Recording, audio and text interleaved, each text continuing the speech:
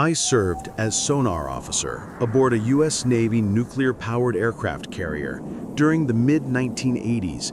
Our ship was one of the newest in the fleet, a Nimitz-class carrier like the USS Enterprise, the first nuclear-powered carrier. The Cold War had settled into routine patrols, though tensions ran high. By then, the Navy had even installed massive undersea listening arrays, the classified SOUSS network, to eavesdrop on Soviet submarines. On paper, every sonar blip had a rational explanation. We sailed under calm, starry skies through empty ocean, and the reactor's hum was the only constant companion. Under these normal conditions, we expected familiar echoes: whales migrating below, schools of fish, the distant outline of an underwater ridge. Sonar manuals warned of the deep scattering layer, a migrating layer of marine life that can mimic a seafloor on sonar. And old charts marked such phantom shoals with ED, existence doubtful. In other words, we believed every blip would have a rational cause, until one night when it didn't. It happened on a routine late-night watch. At around 3:45 a.m., the sonar operator called for me. The active sonar had just returned an unusual echo. A blip appeared on the scope at bearing 050 degrees, about 7 miles away, as solid as a ship's hull. I cross-checked radar and the ship's manifest. There were no friendly vessels in that sector, and the searchlights showed nothing on the surface. Yet the echo repeated with each ping, drifting slowly across the sonar display. It was as if we had a ghost ship on the scope. I asked the operator for a classification. No engine noises, no propeller thrum, just that steady ping.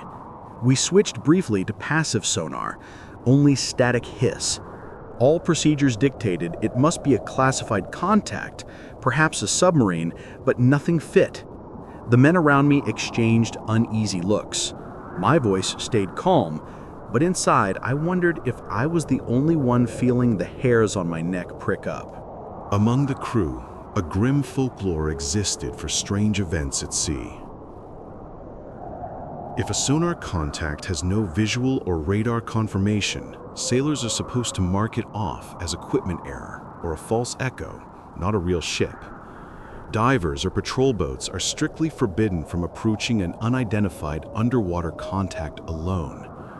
Missing personnel are often logged as transferred rather than officially reported missing. Experienced sailors say when something shows up on the sensors without an explanation, just don't acknowledge it. It'll go away on its own. We all recited these unwritten rules in hushed tones.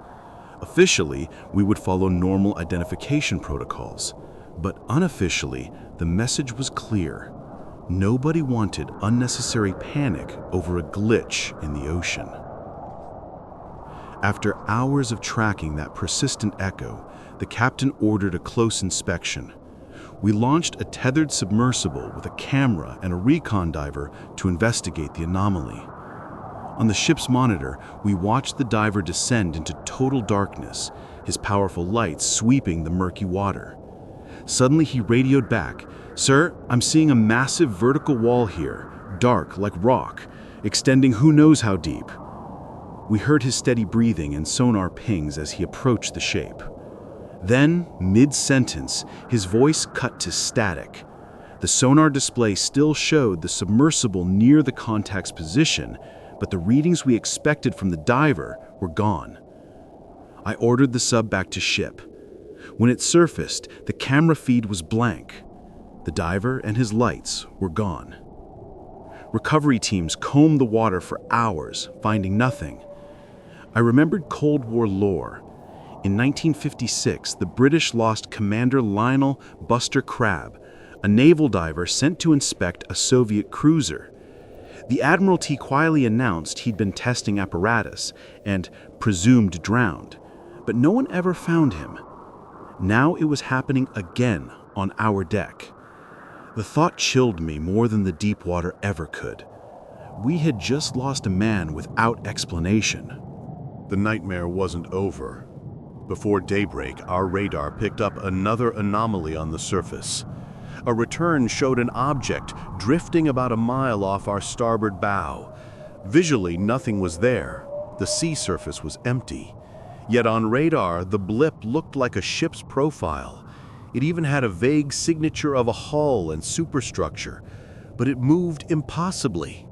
The ship drifted against the wind and current, then reversed course as if swimming on its own. Every physics rule I knew was broken. We hurried a patrol boat toward the radar contact, and the destroyer circled, but as we closed in, the blip winked out. It reappeared moments later a mile in another direction, still drifting the wrong way. One of the officers nervously joked about UFOs, but no one laughed. After a silent stand-down order, the radar returned to normal. That object, whatever it was, simply vanished into thin air. By the next morning, something even more disturbing surfaced. Our own records had been sanitized. Lieutenant Commander Myers pulled me aside in the mess and whispered that certain entries in the deck log were missing. The pages covering those long watches, the phantom sonar blips, the diver deployment, had been torn out or overwritten.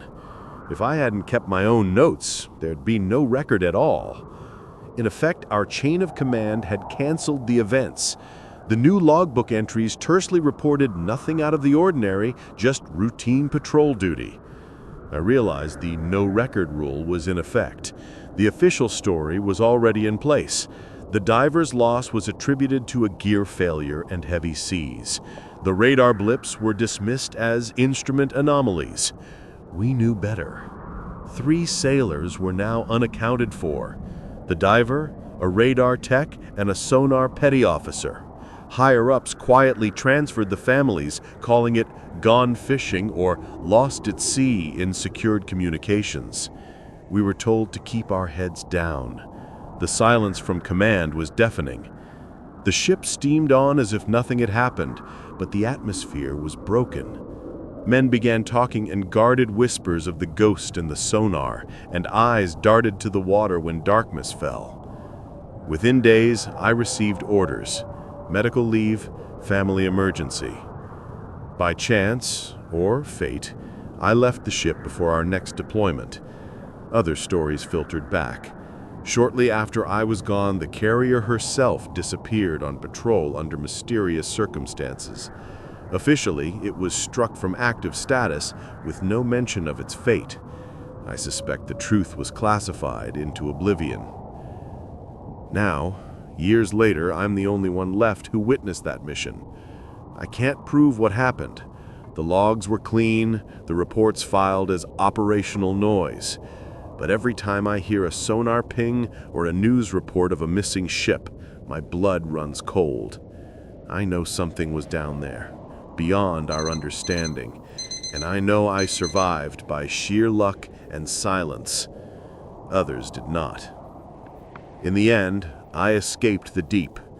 Those were claimed by it.